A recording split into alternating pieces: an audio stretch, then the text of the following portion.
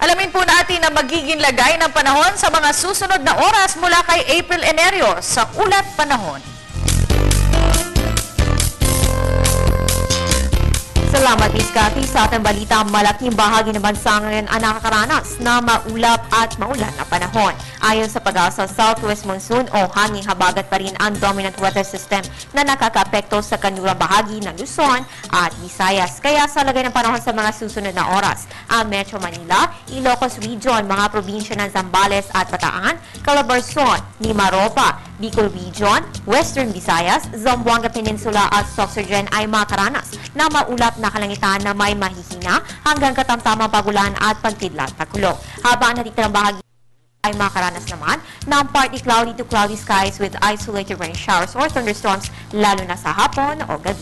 Samantala, isang ganap na low pressure area na ang binabantayan nating makalapan sa kanlurang bahagi ng ating PAR. Ayon kay Pag-asa Weather Forecaster June Galang, nasa labas naman ng ating area of responsibility ang naturang sama ng panahon at malayo sa ating bansa. Base sa kanilang mga forecasting tools at analysis, kung hindi ito malulusaw, posible itong pumasok nga ng ating PAR within 1 to 2 days. Hindi naman anya ito magtatagal sa ating area of responsibility at tatahakin ang direksyon patungong Hainan, China. Continuous monitoring ang ating mga weather forecasters sa weather disturbance na ito. Kaya ugali mag-monitor sa Panahon TV para lagi ka updated sa ating weather conditions. Sa iba pang balita, nakaranas tayo ng malalakas na pag-ulan at pagkidlat pagkulog kagabi dito sa Kamaynilaan, pati maging sa Bulacan at Rizal. Ayon sa Pag-asa, ito hindi po dulot ng low pressure area o bagyo, kundi dahil sa thunderstorms at nagtagal nga yan sa loob ng humigit kumulang na 2 oras. Since panahon na po ng tag-ulan, mga kababayan, madalas na talaga ang thunderstorms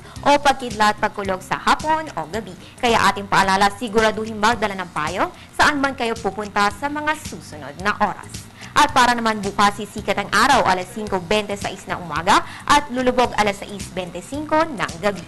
Ugaliin mag-monitor sa weather condition first thing in the morning. Tumutok sa PTV alas 5 ng umaga para sa nangungunang programa naghahatid ng weather updates ang Panahon TV. At para naman lagi ka updated oras-oras sa panahon, follow us on Twitter, like us on Facebook at bisitahin ang aming website. At yan ang pinakahuling balita mula dito sa Pag-asa DOST.